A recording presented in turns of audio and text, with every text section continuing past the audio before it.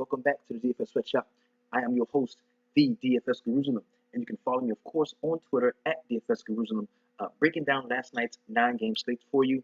It was a very strange day in NBA DFS. We saw a lot of snowflakes, man. A lot of guys that I thought, you thought, we thought were in really good spots that kind of underwhelmed. The good thing that kind of saved a lot of us tonight was that so many players did not play well. It kept the cash line very low, about 255, 258 on DraftKings, and right around 280, 275 on FanDuel. So we were able to recoup a lot of our buy-ins back. Had some really, really great showings in the sweatshop. And tonight's grab by the Cats in the Sweatshop, I think it brings the total up since the website went live December 2nd to over 100 grand. So, I mean, what I'm saying to you is these Cats in the Sweatshop is getting to the money. They're getting to the money, and it's a really good thing, man. I'm really pleased with the direction that everything is going in. I'm so glad that there's so many of you that are a part of it, whether it's just the guys here on YouTube or the ones that I chop it up with all day on Twitter, Cats in the DFS Sweatshop VIP, the chat on the website, the insider access group. Like, so many of you guys are involved, and it's working, and it's a really good thing, man. They see us. I got a message from one of our day one guys, man, a guy who had a really great night tonight, and he was like, yo, they see us, man. The Sharks see us. Because, I mean, he's in there mixing it up, big dollar tournaments, and getting it in, too. So let's go ahead and just talk about a few of the guys in the sweatshops that had some nice honorable mentions, a few shout-outs. The first guy we're going to talk about, really solid cat, man. Dro GBEH. I can't really pronounce it, but he had a really nice night in the sweatshop. 303.5. Finish, I believe, in 104th place in that big tournament. So shout out to him. That was a really good showing there. The homie Angelo 1994, Angelo DeFrank, the big homie, finished 5th in his tournament and had a really nice showing there. 316.25 DraftKings points, and he took away a little cash. He got to it. Really nice game from him. That was pretty good to see. But tonight's big winner in the sweatshop, and he will definitely be crowned king of the DFS sweatshop. As a matter of fact, I already did it as soon as I saw it. This is a guy who I chop it up with a lot during the day. He may hit me up and ask me about a certain play. I may ask him, bounce things off each other. Dude's always willing to help, always willing to chop it up. And that's the homie Mike and Patsy, man. This dude has been on an incredible tear in the NBA DFS community, especially as he's been a part of the sweatshop since the very beginning. Dude went out and went nuts. Just went nuts. I mean, just here. And that's like really nothing, because this is what really happened. Dude went nuts. Finished 5th in the NBA 425K tournament. This was a big buy-in tournament. He took away 10 stacks in this tournament alone. Finished with a score of 300.75. Awesome night out for Mike and Patsy, the big homie. We're gonna have him on the show pretty soon to talk about his process and things he kind of does to stay ahead of the rest of the pack. And you see the logo right there, man. And what he said to me was awesome. It made me feel so great. He said, man, yo, the Sharks see us, because every time one of the little guys like us get a big win like that, that's more money we take from them and bring back, being the Robin Hood of DFS that the DFS sweatshop is. So let's go ahead. Now, I'm going to tell you, it wasn't a profitable night for me. Just recouped about half of my buy-in back. The core 4 was not a very good one. Even though this was a low cash line, I really thought I was going to get a lot more from the core plays that I started with. We're going to go ahead and jump to a core 4 review. Now, this was a pretty expensive core, because I tried to spend about half of the DraftKings salary. I went above and beyond in this one, and I spent about 30K in DraftKings dollars on this core 4. We're going to start with probably the lowest owned, and the worst player in the core 4 was Michael Carter Williams at 4.4K. One of the sweatshop laws that we've come up with is to attack Atlanta at the point guard position, and I thought this was going to be a really cheap and easy way to steal 30 points right quick, and that's not what happened. I kind of got caught stealing on this one. And he went out 4.4K. Michael Carter Williams, 2% ownership. So a lot of people weren't on him. A lot of guys in the sweatshop were like, nah, I ain't fucking with that. So he's only 2% owned. And he brought back 13.25 DraftKings points. To me, horrible showing from Michael Carter Williams. The next guy was somebody who I was on all day long. And I thought at a certain point in the night that I had struck gold with the best center pick on the board. That's not true. We'll talk about who took that later. This is Marc Gasol, 7.2K in salary, 10% ownership. The ownership was very low on him. He scored 47.75 DraftKings points, a really nice showing there, went above 6x. The next play was Kevin Durant. Now, the reason why I put Michael Carter Williams in my core four was so that I can afford to pay up in a couple spots to get the guys from that Golden State and Houston game that we all fell in love with. This worked the last slate out where we had Durant. It was the Oklahoma City game. It worked, but tonight it really didn't because not only did Kevin Durant not explode the way I thought he would, he just the game was a blowout, a complete blowout. So there was no need to see him for the full allotment of minutes that I was expecting for him. At 10.5K, Durant was only 16% owned, and he went out and scored 56 DraftKings points, which is respectable. But we needed to see 65 from him in order to say, hey, man, we really got a nice return on that 10.5K in salary. The last guy was supposed to be a late night hammer, but he turned out to be a dud. This is Jeff Teague, 7.9K. The price was up on him, was in a really good matchup. I felt also had that late night hammer feel to him as well. Was only 11% owned. I knew he was going to be low owned. They scored 26.75 DraftKings points. Not good for him at all. Now, this core at 5x value would have brought back 150 DraftKings points to me. It only brought back 143.75 DraftKings points. So I was minus 6.25 from even helping anyone if they decided to rock with my core four. And let's be clear about this. Just real quick. You got to understand the way daily fantasy sports works, okay? Now, 50% of all the money that's in DFS every day, I don't give a fuck what contest it is, PGA, NBA, NFL, half of the money that is in a pool is put there by the 10% of guys that have the bankroll to roster everybody. And these same people are the media outlets that we turn to and we look to tell us who to play. So think about it. If I'm putting half of the money into something, hoping to take, if I tell you who to play, I'm not going to tell you the way to take my money. I'm going to steer you all over the place. I'm going to put so many people in your head that it's going to confuse you and you're not going to have a core of plays and I'm just going to win. And that's the way DFS is set up. That's why the system that we're rocking with here in the DFS sweatshop when it comes to our core plays is so important. Because even though I had a bad night with my core four, Thursday I didn't. I had a really good one there. And tomorrow I probably won't. What we do is we hit 4 out of 10 slates. Okay? So what we've got to do is we've got to stick to these core plays. We've got to understand that every night's not going to be a great night. Some nights we're going to lose our complete buy-in. Some nights we're going to gain a little bit of our buy-in back. But there are going to be nights where we do like Mike and Patsy did, where we do like A. Dean did, and we're going to 5, 6, 7, 8, 10 times, 100 times our buy-ins if we stick to the process and stick to our core plays.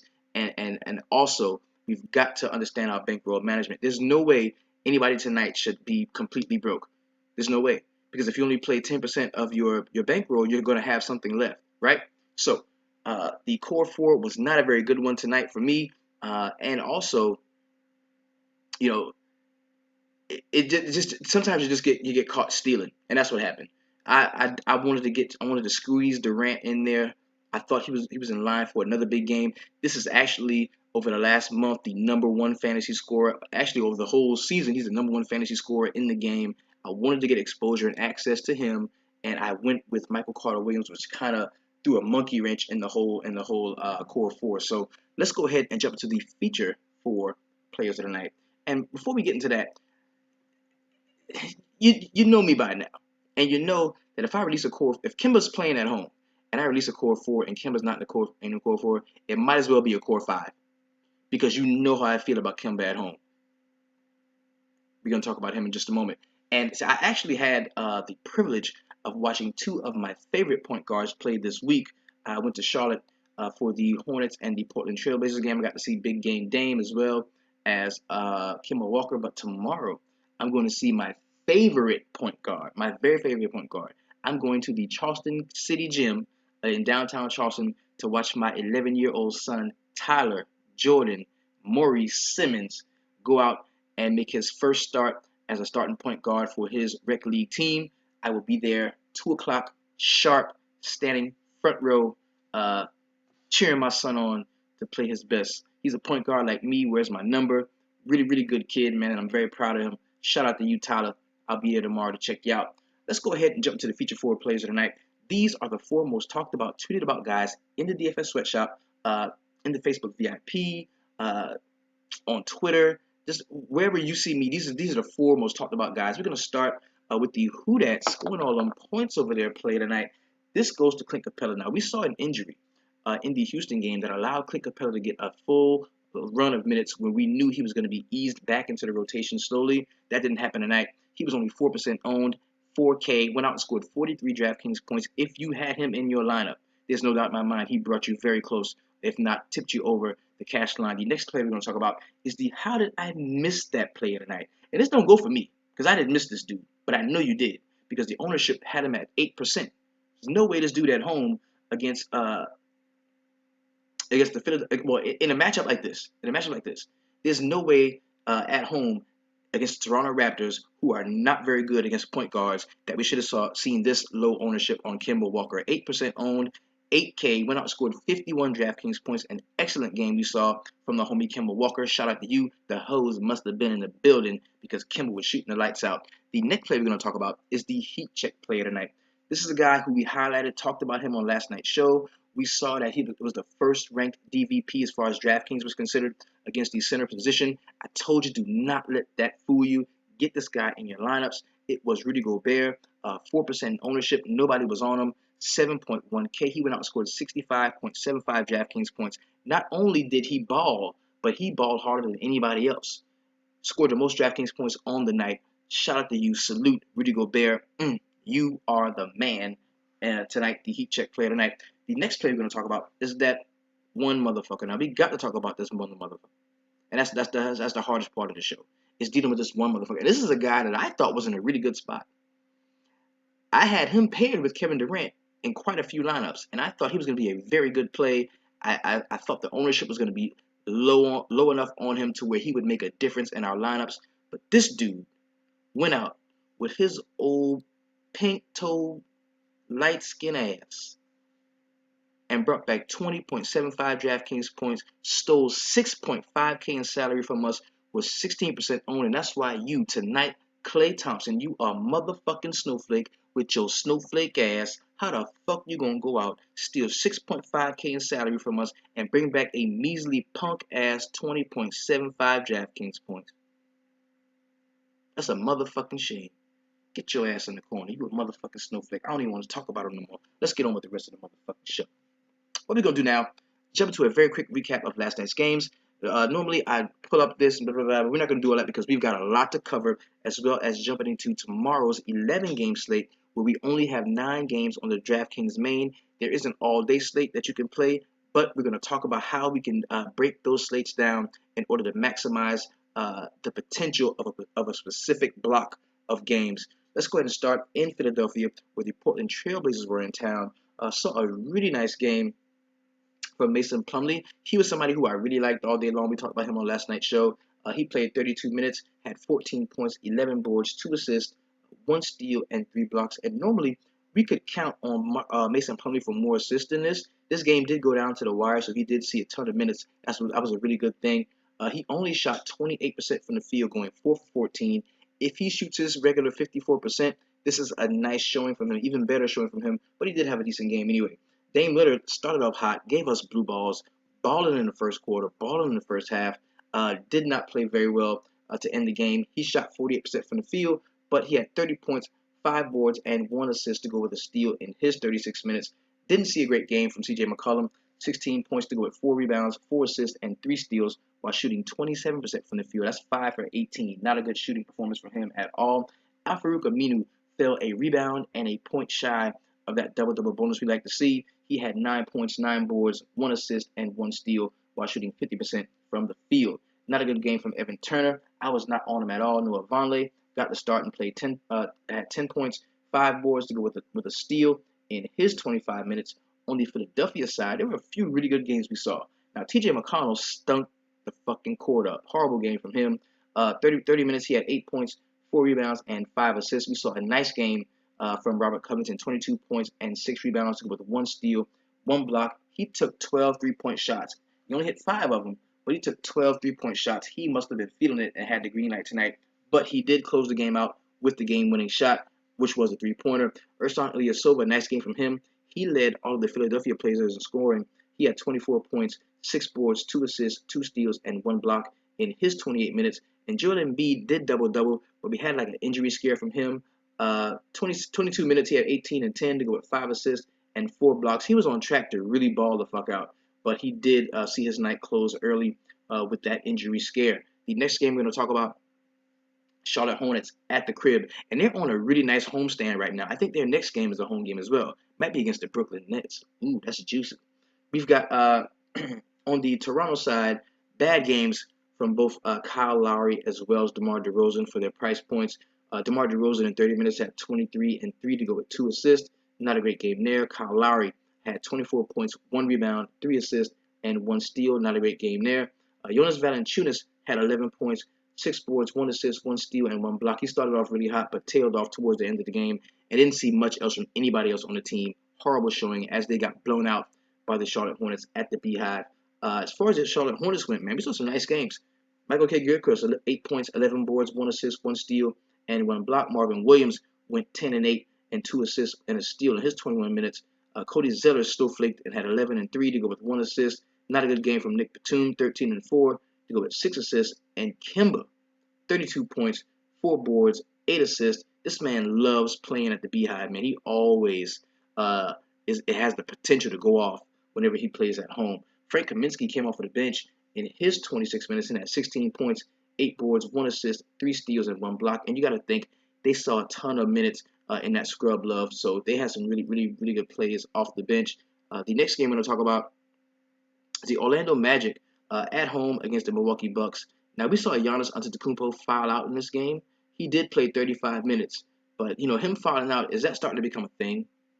Is that something? Is he being too aggressive on defense? Because he's fouling out. He's getting a lot of fouls. He had 17 points, 14 boards, 5 assists, 1 steal, shooting 35% from the field, which was not good. He made 1 of 4 3-point shots.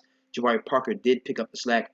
He played 37 minutes and led the team and had 25 points, 6 boards, 6 assists. Now, I'm never really on Jabari Parker when he's away from Milwaukee, so I didn't have anything to do with him in this game here, but he did have a nice one out. Malcolm Brogdon, in his 35 minutes, had 16 and 2 with 5 assists and 1 steal. Pretty good game from him. Not a good game we saw from Greg Monroe. He played 14 minutes and had 7 points, 5 rebounds, 1 assist, 1 steal. And the rotations from Kidd are fucking ridiculous. We go from Greg Monroe hopping off of the bench, getting starters minutes, to seeing no real big on the court for any extended period. It was just crazy.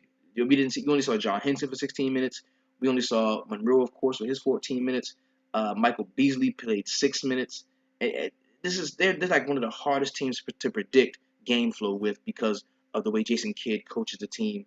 On the Orlando side, Elfrid Payton led all scorers with 20 points.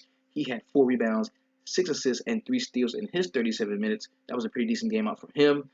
We saw a nice game from Aaron Gordon. 32 minutes for him. He had 17 and 8 to go with 3 assists and 2 steals while shooting 43% from the field. That was a pretty good game there. And Bismack Biyombo got busy on him. 13 boards, 13 points, 1 steal, and 4 blocks, shooting 83% from the field. Pretty nice game from him in 25 minutes. DJ Augustine had 10 and 2 to go with 8 assists. And all day, everybody was like, yo, Watson is a play. Mario Hezonja is a play. By the time my lineups were done, I had nothing to do with either of those cats, man. I just didn't think that they were going to be solid value plays. And there wasn't too much, value on this team altogether, with the exception of Jeff Green. In 26 minutes, he had 18 points, 7 boards, 2 assists, 1 steal, and 2 blocks. We saw a snowflake performance from Nikolai Vucevic as well. In 23 minutes, he had 13 and 6 to go with 2 assists. Not a great game there. The next game I'm going to talk about is the Memphis Grizzlies at home against the Sacramento Kings. They were at the Grindhouse, And I ran some models on some other sites just to see what the mood around the league was, and they kept giving me Boogie. They just kept giving me Boogie, Boogie, Boogie, Boogie, Boogie, Boogie. And I was like, you know what? Fuck that. I hate the Boogies matchup. I actually like Marc Gasol. I'm throwing him in the core four, and Gasol did have a really nice game out. But DeMarcus Cousins did double-double in 28 minutes. He had 19 and 10 to go with 2 assists while shooting 5 for 11 from the field. Hit 2 of 3 3-pointers, but not a great game there. Garrett Temple did get a start. He had 14 and 3 to go with 3 assists, 1 steal, and 2 blocks. Pretty good game from him. We saw a decent game from Ty Lawson, 13 and 4 to go with 5 assists, one steal, while shooting 40% from the field. And Darren Collison is back to his old snowflake ways. 4 points, 3 boards, and 4 assists in 26 minutes. Not much else we saw from anyone else. And while Rudy Gay is out, Rudy Gay was actually the most important player on this team. Like, he was the one that kind of held this team together. And with him being gone, man, this is just going to be a bad team with one of the NBA's best and brightest young stars. And is also a head case who's probably going to get thrown out of some games now. On the Memphis Grizzlies side, nice game we saw from Mike Conley. 8 rebounds, 8 assists, damn near triple-doubled on him. Had 16 points and 2 steals while shooting 46% from the field with 2 for 5 from behind the arc. Good game we saw from Marc Gasol. We talked about him. Fell 1 board shy of that double-double bonus. He had 28 points, 9 rebounds, 4 assists, and 1 steal while shooting 47% from the field. That should be much better for a big man. And Zebo jumped off of the bench and double-doubled in his 23 minutes. He had 20 points, 10 rebounds, 2 assists. Pretty decent game we saw from him. Vince Carter, the old man, got busy in his 22 minutes. He had 11 points, 4 boards, 2 assists, and 2 steals. Pretty good play at that price point. The next game I'm going to talk about is the New Orleans Pelicans. And if I told you at the beginning of the slate that, hey, man, somebody's going to score 143 points tonight, who would you have guessed it would be? Golden State? Houston? Nah, bruh.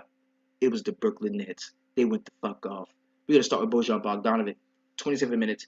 He had 23 points, 6 rebounds, 2 assists, 1 steal, and 1 block. Excellent game from him. We saw a really nice one from Brook Lopez as well. In his 24 minutes, he had 23 points, 8 rebounds, 3 assists, and 3 blocks. We saw a nice one from Karis LeVert, 17 and 5 to go with 6 assists and 1 steal with a block.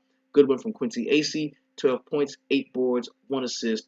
Really nice game from Rondae Hollis-Jefferson, 12 points, 7 boards, 2 assists, and 1 steal. Luis Scola even chipped in 14 in his 7 minutes to go with 3 rebounds. So everybody kind of got busy. Out of all of the players on their roster, only 3 of them did not score in double digits. That's crazy. And this is a 12-man roster. They got to it. The New Orleans Pelicans side of the ball, we had another injury scare for Anthony Davis. He played 27 minutes, had 22 and 9 with 4 assists, 1 steal, and 2 blocks. And he's the glass man. I just cannot roster him with any semblance of confidence. Terrence Jones in his 21 minutes had 13 and 8. We saw a decent game from Buddy Hield at his price point, 11 and 3 to go with an assist. Dante Cunningham really had a nice one for his minimum salary price point, 14 points, 7 rebounds, and 1 assist to go with a block in his 30 minutes. Not much else to speak of from this game. The next game I'm going to talk about is the Houston Rockets at home against the Golden State Warriors. This game was a blowout. It was over before it started. We saw Kevin Durant. We talked about him. He was a core 4 member.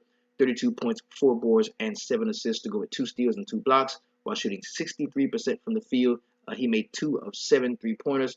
Draymond Green had 15 and 8 to go with 7 assists, 1 steal, and 3 blocks. Really nice defensive game we saw from Draymond Green. And Joshua Pachulia damn near double-doubled in his 20 minutes. He had 10 points, 9 rebounds, 2 assists, and 2 steals while shooting 60% from the field. Klay Thompson, you a motherfucking snowflake.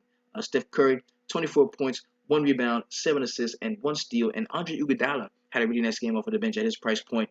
5 points, 9 rebounds, 2 assists, 1 steal. Pretty good day for Andre Iguodala. On the Houston side of the ball, people were on Trevor Ariza all day. I just wasn't. I didn't think it was going to be a really good game for him. He played 33 minutes and had 12 points, 3 boards, and 2 assists while shooting 41% from the field. We saw a really good game off of the bench for Sam Dekker. In his 28 minutes, he had 17 and 7 to go with 2 assists and 1 block. And we talked about Clint Capella, the who that scored on points over there play tonight. He only played 20 minutes, but he had 22 points, 12 rebounds, 1 assist, 1 steal, and 1 block. Excellent game there from him. James Harden, man, he still flaked out. 34 minutes, led the team in those. Had 17 and 7 to go with 11 assists and 1 steal. Not a great game there. Next game I'm going to talk about is the Atlanta Hawks at home against the Chicago Bulls. At one point in the first quarter, the score was like 30-6 or some shit like that. It was bad. It was brutal. The Bulls just looked horrible. They looked like they didn't want to play. This was a bad performance from the Chicago Bulls team. We're going to start with Jimmy Butler. He had 19 points, did not grab a single rebound. This is the best rebounding team in the league. And the Denzel Valentine had the most rebounds on this team, 6. Taj Gibson came back and played, only had 3 boards and played 17 minutes. This was a horrible showing from the Bulls as a whole. We're going to talk about Dwayne Wade next. 4 points, 3 rebounds, 3 assists, and 1 steal. Shit from him. Paul Zipster had 10 points and one rebound. Bobby Portis 10 and 7 to go with an assist. This is just a bad game. I don't even want to talk about these sorry sacks and shit anymore. Sorry. That's what we're going to talk about. The Atlanta Hawks side, man. Nice game from Dennis Schroeder. He finally snapped out of that slump and had a good one in 26 minutes. He had 25 points, 3 rebounds, and 6 assists to go with a steal. Pretty good game there. Didn't see much from Paul Millsap, 14 and 9 to go with 2 assists, 1 steal, and 2 blocks. And Kent Bazemore, of course, is still dead to me. Dwight Howard, 26 minutes for him. He had 11 points and 6 boards. Not much else to speak of on the Atlanta side. The next game I'm going to talk about went into overtime. It was a really nice game. Probably the most entertaining game on the slate. And it was also, going into the day, it was actually one of the lowest point totals on the slate. I'm talking about the Utah Jazz going to Dallas to take on the Mavericks. And throughout the day, we have been talking about Deron Williams and how sometimes those revenge narratives are real. They parted ways in Utah on bad terms, and this guy balls against them. There's a certain element of want to that these players have. These are world-class athletes. They can play this way every time they really get up. And this is just one of those games where we saw Deron Williams get up and want to play and play a very good game. But the star of this game was definitely on the Utah side was Rudy Gobert, man, in 41 minutes, leading the team in minutes. He had 27 points, went up, and came down with 25 rebounds, had an assist, a steal, and 2 blocks while shooting 72% from the field. Awesome game for the Heat check player tonight, Mr. Rudy Gobert. We saw a nice game from Gordon Hayward. In his 38 minutes, he had 26 points, 7 rebounds, 4 assists, 1 steal, and 1 block. And Joe Ingles got the start and had 12 and 3 with 4 assists and 3 steals in his 37 minutes. Pretty good game there. Not much else to speak about on the Utah side of the ball. And, you know, like I said, we talked about Rudy Gobert yesterday, and we saw that DVP was first ranked, and you can't let that move you sometimes. Sometimes you've got to just go with the play that you really believe in and that you think is going to be good and pan out for you, and that's what Rudy Gobert was last night. Now, on the Dallas side of the ball, we talked about him just a few seconds ago. Saw a really nice game from Deron Williams, 16 and 4 to go with 8 assists. Pretty good game there. We saw a decent game from Steph Curry, Lil Bruh, in 30 minutes at 15 points, 3 rebounds, and 1 steal. Pretty decent there. Didn't see a nice game from Dirk Nowitzki. He only had 3 points, but he did have 10 boards. Harrison Barnes, 19 and 5 to go with 1 assist. Pretty good game we saw from Wesley Matthews, 11 points, 8 boards, 3 assists, and 2 steals while shooting 40% from the field in his 38 minutes. Didn't see much else from anybody on the Dallas side. The next game I'm going to get into is going to be the LA Lakers at home against the Indiana Pacers. This was supposed to be that late night hammer game, the game where you could roster a few cheap guys that were going to see, a up in pace, up tempo game at the Staples Center. The first thing that we saw was D'Angelo Russell go down, and hope the homie's all right. Reports after the game saying that there's no structural damage to his knee, so we should see him on the court again soon. But we're going to start on the Indiana side of the ball, where Paul George is not Paul George right now. He's just not as good as he was. In 36 minutes, leading the team, he had 21 points, 6 rebounds, 2 assists, 2 steals, and 1 block. And I'm going to hate to see a time when, the price on Paul George is around the 6,000 range, like when he's 6.8. Because you're going to have to roster him. You're going to have to, based off what he's done in the past, you're going to have to roster Paul George if he ever gets in the 6K range. So I dread that day happening. Thad Young did have an injury scare, but he came back in the game and was his usual really good defensive self. 9 points, 8 boards, 3 assists, 5 steals, and 1 block. Pretty good game there. Miles Turner underwhelmed in his 32 minutes. He had 15 and 4 to go with 2 assists, 3 steals, and 2 blocks. The guy that came off the bench in this game and really put in work was Al Jefferson, man. Al Jefferson has been balling out lately. We've got to pay attention to him going forward. 20 points, 6 rebounds, 1 assist, and 2 steals. And I think he relishes this bench role, this big off the bench role. Because if you don't see Miles Turner playing a really good game in the first quarter, we see a ton of Al Jefferson for the rest of the game. On the Lakers side, saw a really nice game from Brandon Ingram. He got the start in place of Luol Deng, who was ruled out a little while before lineups locked, so we knew that already. He had 15 and 7 to go with 2 assists and 3 steals. Lou Williams was actually the best player in this game. That price was down on him, 4.6K. This is a guy that at one point in the season was 6.9. So he's down to 4.6. Everybody was on him. He was the industry chalk. He had 27 points, 4 rebounds, 3 assists, 1 steal, and 1 block. And guess what he was doing? He was stumbling and bumbling and fumbling and knocking down 3-point shots. Hit 4 of 8 3-pointers. We saw Nick Young drop 15 points with 3 rebounds, 1 assist, and 1 steal. And his 15 points were all 3-pointers. He's a gun, bro. He's a straight gun. Timothy Mozgov snatched 11 boards, had 4 assists, 2 steals, 2 blocks. Pretty good game. Near to go at 4 points. We also saw Tariq Black for his 28 minutes. He had 8 and 13 to go with 3 assists and 1 steal. Decent game from Jordan Clarkson. 12 points, 5 boards, 3 assists, and 5 steals. It was a really nice game for some of the Lakers. The Indiana side, just not so much. Now that we've recapped last night's games, we do that so we can take a look back at where we've been, so we want to know where we're going. Let's go ahead and jump to the player pricing for tomorrow's 11-game all-day slate and 9-game main DraftKings slate. Let's go ahead and jump to that really quick. And then we're going to hop into the point totals to see where we want to invest. Because, see, we do this for a reason. We hop into the player pool and don't go position by position, but we talk about game flow so that we can assess the values of the DraftKings salaries and adjust to those as we see fit. Let's go ahead and pull this up and pull this a little closer for you. Now, starting tomorrow at 5 o'clock, we got this all-day slate, 11 games here. Generally, those are going to be the smaller dollar tournaments. They're going to fill up quickly. I'm probably not going to have too much in there. Maybe a lineup or two is going to be in there. In that 8, we've got the 2-game turbo. Now, on a 9-game slate, if I got a 4 or 5-game turbo, I like to invest in those. And if I get a lineup that I really like, I'll throw it in the main, which wouldn't be the all-day slate. It would be this one. It would be the 7 o'clock game. So we got 9 games at 7, and we got this 4-game late. Now, as we look at it, if we really like the point totals from this 4-game slate, we can definitely create a couple lineups here and throw those in the main. So let's go ahead and open up the 9-game slate because that's probably where we're going to be doing most of our work. I know we've got the tech squad working on the spreadsheets and everything overnight. They're getting in, and we're going to be focusing mostly on, we're going to be focusing holistically on the 9 games in the main slate. So open it up again for the second night in a row. We're gonna have James Harden as the most the highest salaried guy there. Now this says this is a plus matchup. Memphis at the Grindhouse. James Harden is gonna want to bounce back after that big loss that he just took, but it is a back-to-back, and I don't think I'm gonna have a piece of James Harden tomorrow.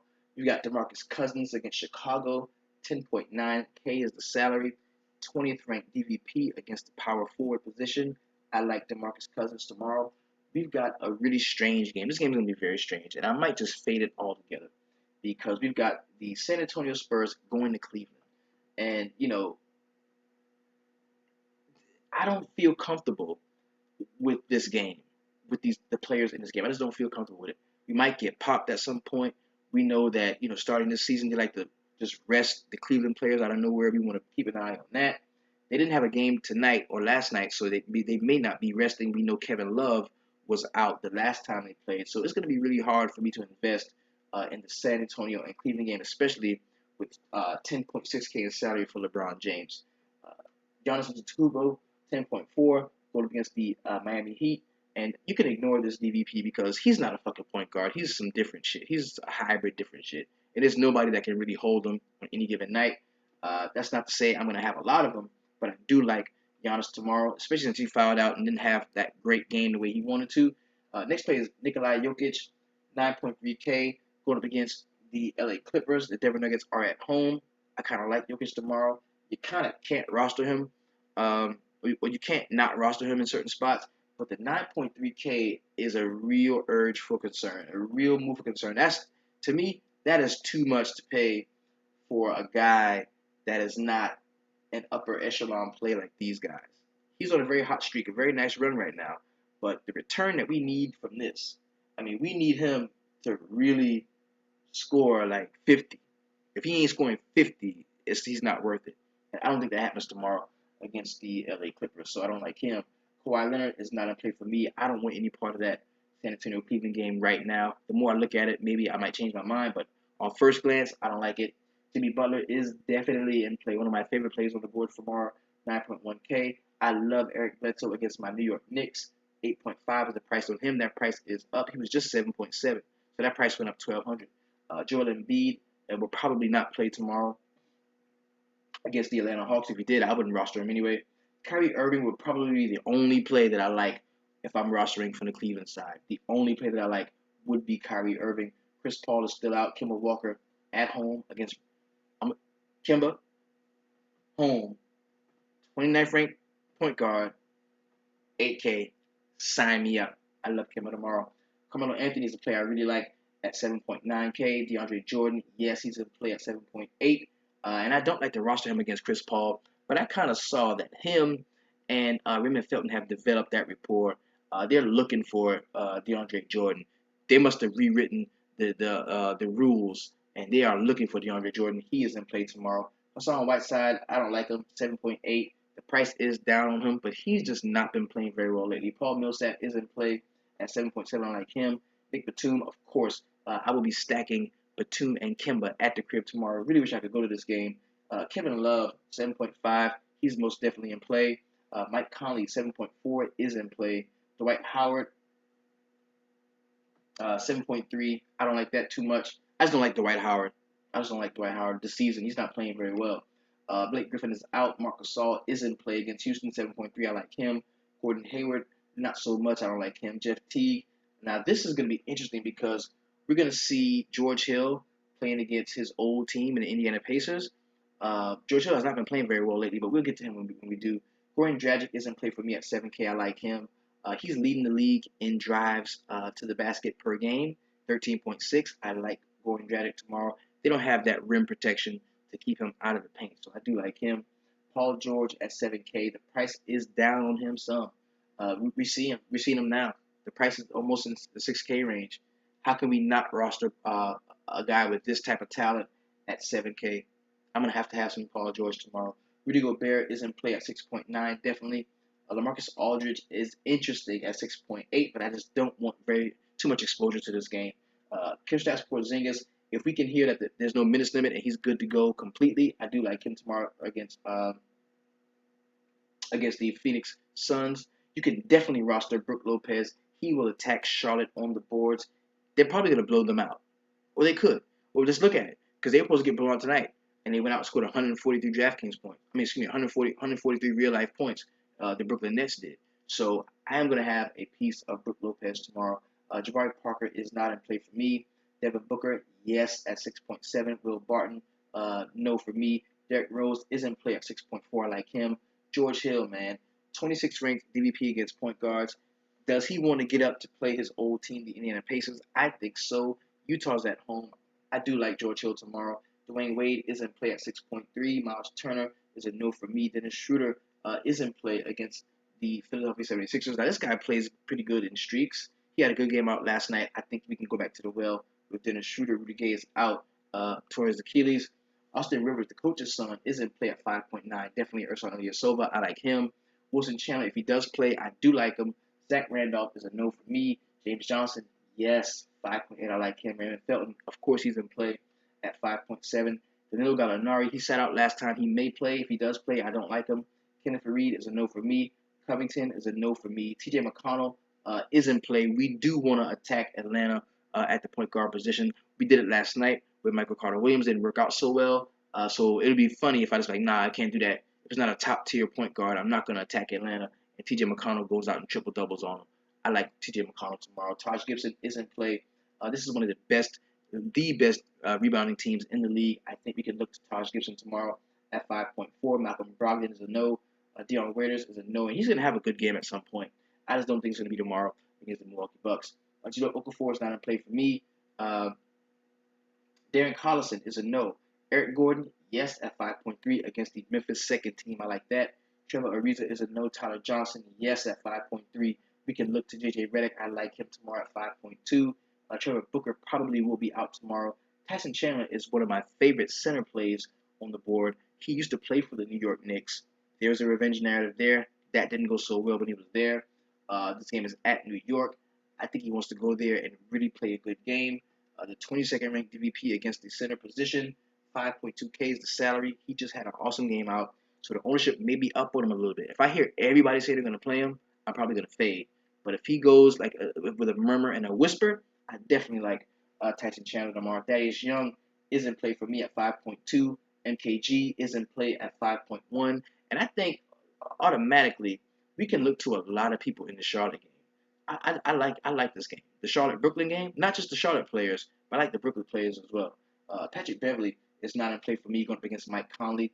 Kyle O'Quinn, he is in play at 5.1. Derek Favors is in play at 5.1. Jeremy is still out. Cody Zeller, we can definitely look at Cody Zeller at 5K flat. Paul Gasol is probably not going to be playing because he broke that finger. Tim Hardaway Jr. is a no. Greg Monroe is a no for me. Montrezl Harrell is a no for me. David Lee is a no for me. Dario Saric is in play. Now that we're not going to see Joel Embiid, we may see some more minutes for Saric as well as Ilyasova. I do like him. Emmanuel Mudiay, he's in play at 4.7 as a cheap punt. I like Marvin Williams. I'm not going to stack the complete Charlotte roster, but I do like some of these players. 23rd ranked against the power forward position, 4.7K. No Trevor Booker. I like Marvin Williams tomorrow. Ryan Anderson will probably be on the court tomorrow. 4.7K is the price. I don't like it. Joakim Noah is questionable. If he doesn't play, that'll be good for me because then I can get some more of maybe some O'Quinn or even Kristaps Porzingis would have a more meaning to me if we don't see Joakim Noah.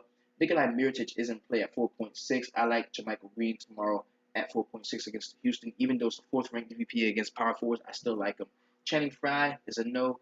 Kent Bazemore, of course, is dead to me. Nerlens Noel is a very sneaky play at 4.5. If we're not going to see Joel Embiid tomorrow, which I don't think we will, I like Nerlens Noel tomorrow. Jamal Crawford is in play at 4.5. Josh Richardson is going to be out tomorrow. Tony Parker will probably play tomorrow at 4.5, but I don't like him anyway. Gary Harris is probably going to be out tomorrow. MKG 4.4. Just my luck, I'm a day early to the party, and Michael Carter Williams has a really nice game out. I'll keep him in consideration because it happens like that sometimes. Sometimes you have a feeling about a player, but you're a day early, and then you get off of him, and then he shows you why you had that good feeling about him the next time out. So just because he owes me money, I'm gonna have a couple lineups tomorrow with Michael Carter Williams in them. Matt Barnes is in play for me. I think he bounces back after that lackluster performance from last night. Now I didn't know that he was going to be starting. If I had known that Matt Barnes was not going to get the start, I probably wouldn't have had him anywhere. I thought he would be the industry chalk, which he kind of was.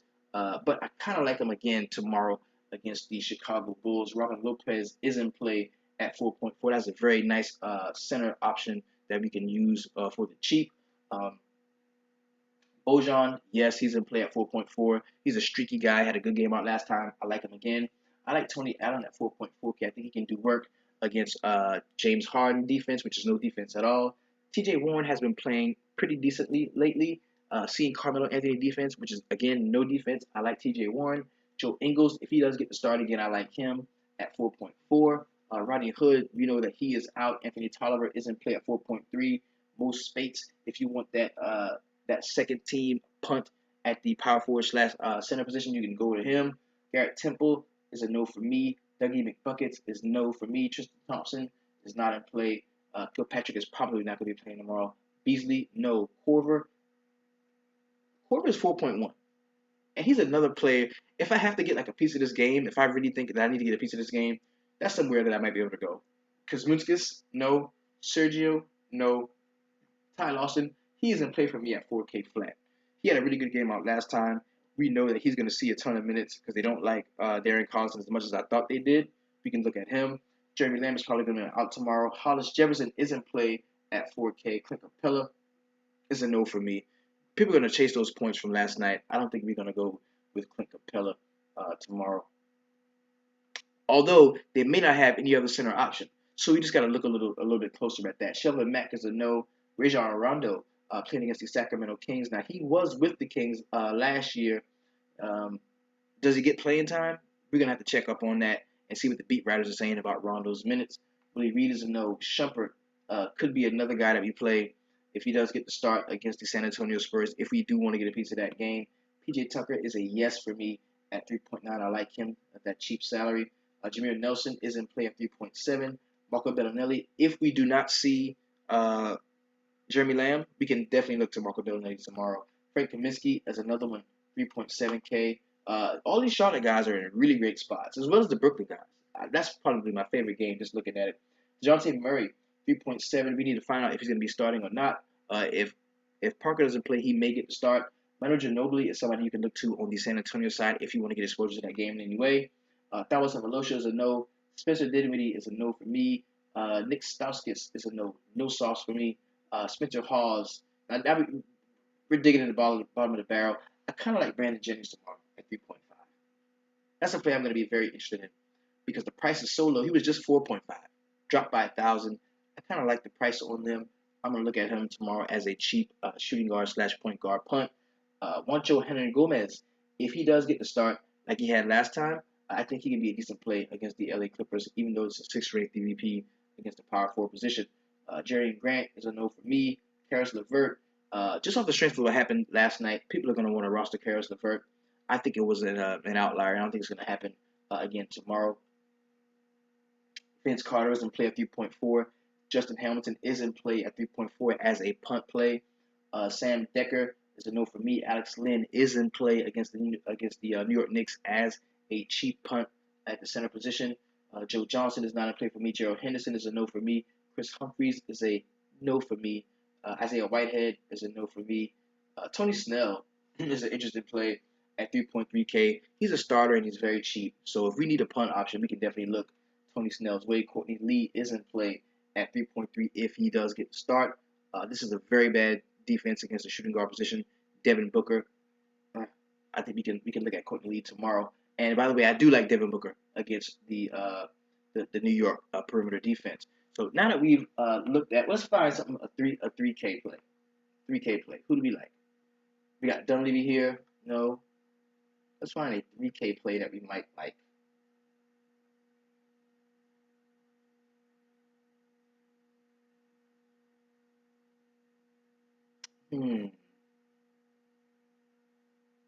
Costa Kufis at 3K against the Chicago Bulls.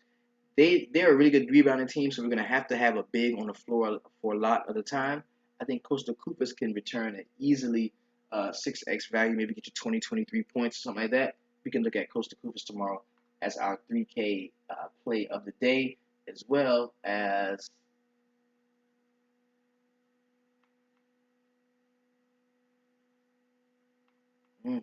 it's Slim Pickens, baby. It's Slim Pickens. Maybe some Mirza. It is Slim Pickens, baby. Not too much on the board in the way of 3K plays. So let's go ahead and jump into the point totals for tomorrow's 11-game slate, which is really going to be 9 games on the DraftKings main slate. So, and I get these point totals from OddsShark. They're pretty accurate.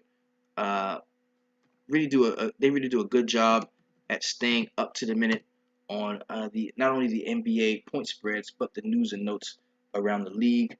And just wanted to thank you all again, man, for all the support that you've been giving the DFS Sweatshop. We are growing in strength and in numbers. The Tech Squad is still working on the new tools tab. It should definitely be out pretty soon. We're going to have that first release for you. We want to get it all done and really nice with the bells and whistles on it and be fully functional before or right after the All-Star break. So that's something that we're definitely looking forward to. But we're gonna have the optimizing spreadsheets through Excel that we can release to you all fairly soon. Let's go ahead and jump into the point totals for tomorrow's slate. We're going to start. We're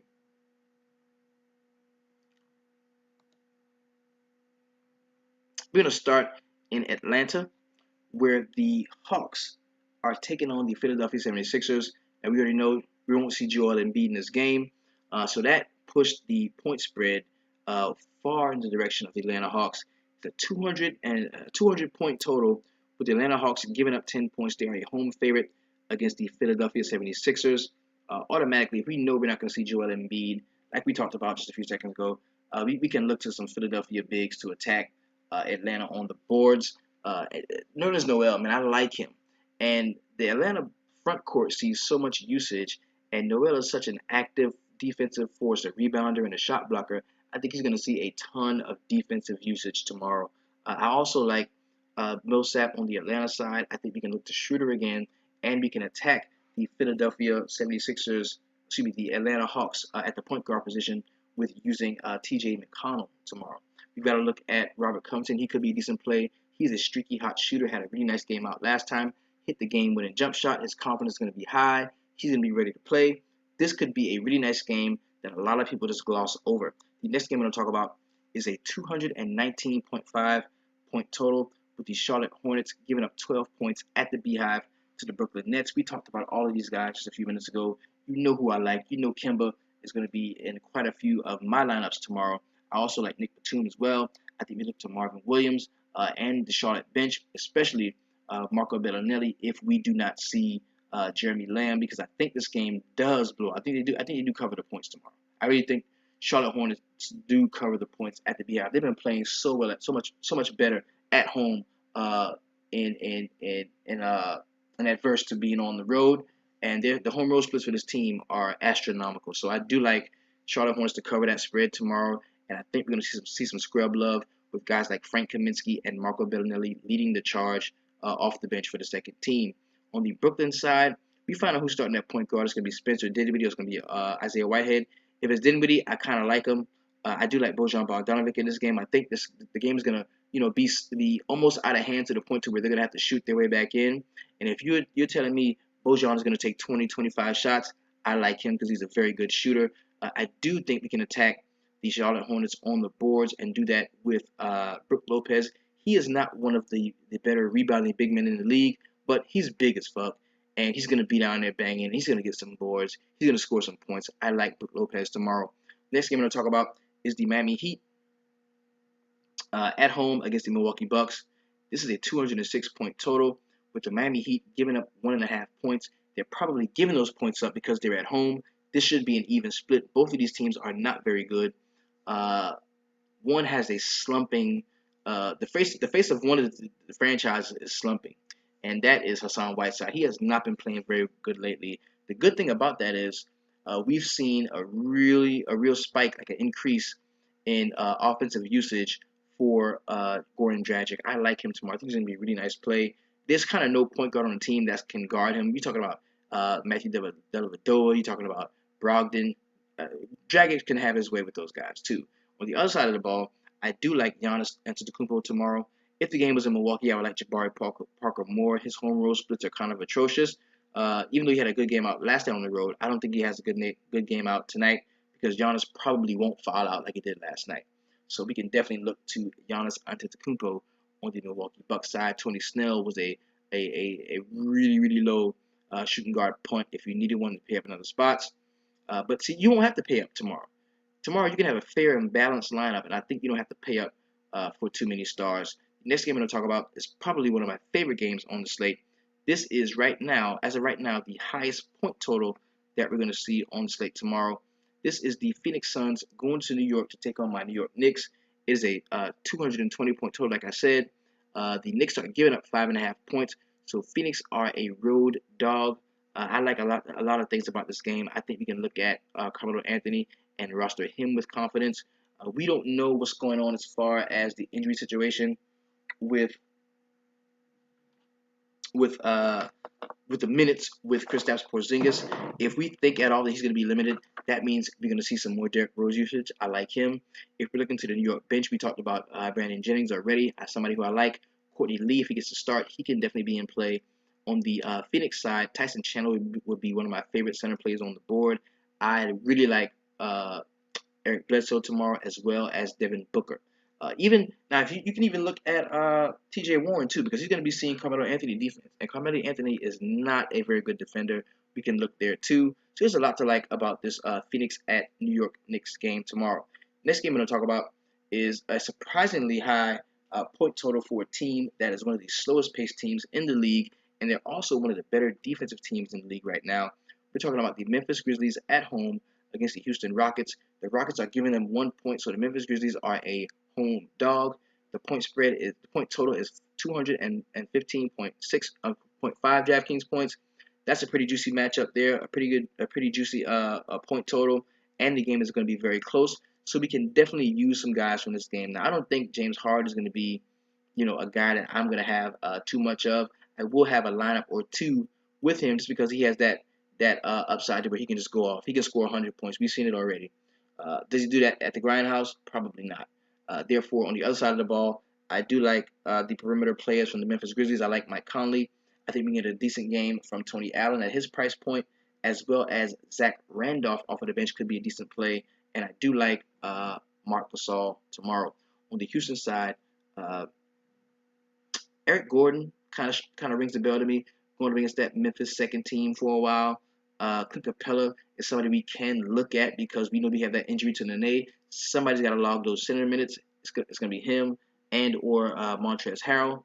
So there's definitely some spots we can go to in this game if we want to extract the value. The next play we're going to talk about, the next game we're going to talk about is the San Antonio Spurs going to Cleveland to take on the Cavaliers.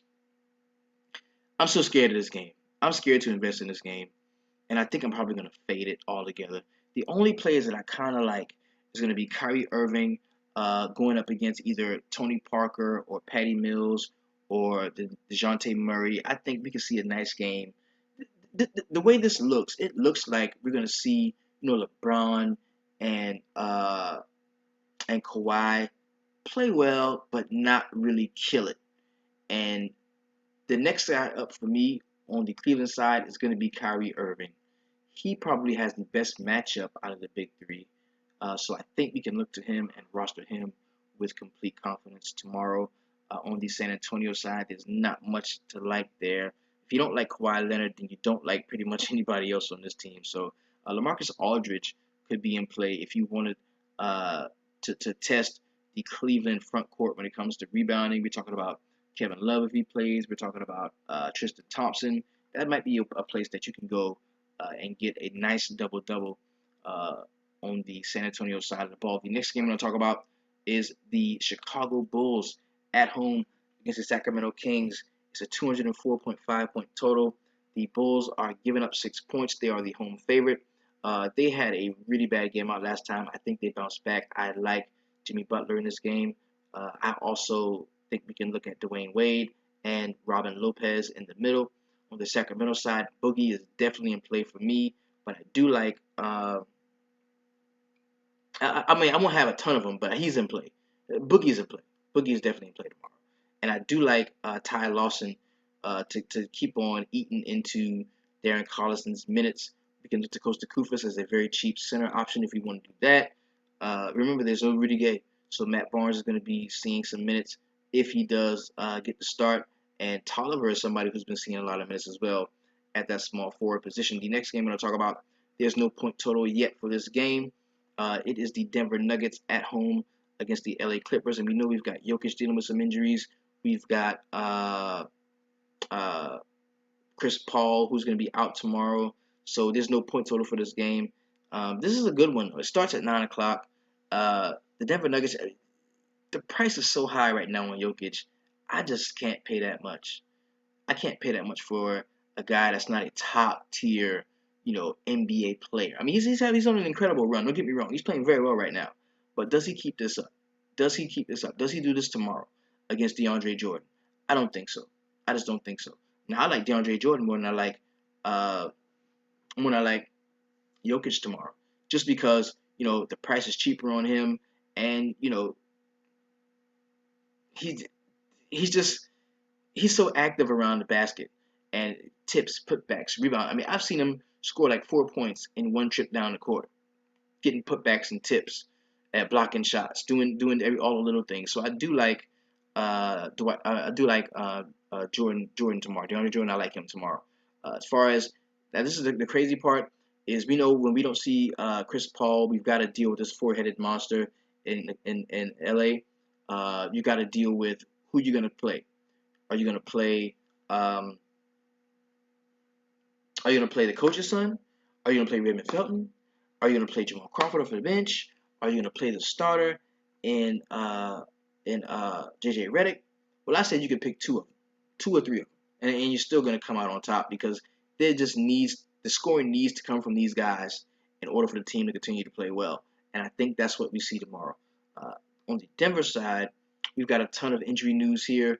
We know Danilo Gallinari may not play. We know Wilson Chandler was out last time, but I think he's in line to play tomorrow. I do like Wilson Chandler in this game. I want to get a piece of it, but I don't want to spend up 9.3K for Jokic. So that would be where I go if I wanted to get a piece of this game. I would definitely take a look at Danilo Gallinari if he is playing, and I would look at Wilson Chandler. The next game we're going to talk about, and the last game on the slate, is going to be the Indiana Pacers going to Utah, take on the Jazz. It's a 203-point total. The Utah Jazz are giving up 6.5 points to the Pacers, who just got blown out by the Lakers. This game screams, don't touch it. It just does. And the only thing that kind of is making me want to get a piece of this game is that revenge narrative when it comes to George Hill. I think he does want to play well against the Indiana Pacers. He has not been playing well lately, so that is a cause for concern. It's a low point total, 203 points, one of the lowest on the slate. Uh, I don't know. I don't know if I like it very much. But if I had to go anywhere on the Utah side, I would go Gordon Hayward, maybe Rudy Gobert, Joe Ingles if he does get the start. I probably like him. On the Indiana side, Paul George is just so cheap right now, 7K. You kind of got to take a shot on him in a lineup or two. Jeff Teague was playing well up until last night, so I think he can have a decent game if George Hill is not the full strength George Hill, the George Hill that we've been seeing in and out of the lineup with injuries. So this game's got a lot to dig through, but the point total is so low that I just might be like, you know what, fuck it, I'm not going through all that. I'm gonna go where I know there's some solid scoring. You've got other games that start the same time at 9 o'clock, so it's not like I'm gonna be waiting around for people that rostered, Joe Ingles to run me down. We've got the LA Clippers and the Denver Nuggets playing at the same time. We've got an even juicier game with the Sacramento Kings and the Chicago Bulls. So that is an overall complete picture of tomorrow's slate. This has been your DFS Jerusalem. Of course, you can follow me on Twitter at DFS Jerusalem. Thank you so much for your support of the DFS Sweatshop starting here on the YouTube. Now, we hit our quota for the 300 Club t-shirts and hoodies. Those will be sent out. You should be receiving them around February the 7th. I got mine. I've got quite a few. I will be doing some giveaways when I get them. If you are a member of the DFS Sweatshop, thank you so much for your support. If you would like to become a member, you can visit the website at www.dfssweatshop.com. There you're going to see everything we offer, from our DVPs, our spreadsheets, our player pool, our core 4 roster building strategy, the complete process to take you from a pool of players to the core 4 to a full 8-man roster.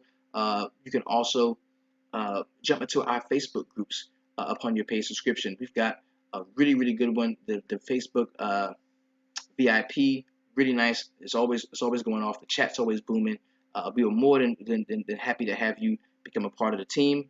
This has been your DFS Jerusalem signing off. And remember, in the DFS Sweatshop, our goal is to always keep it 300.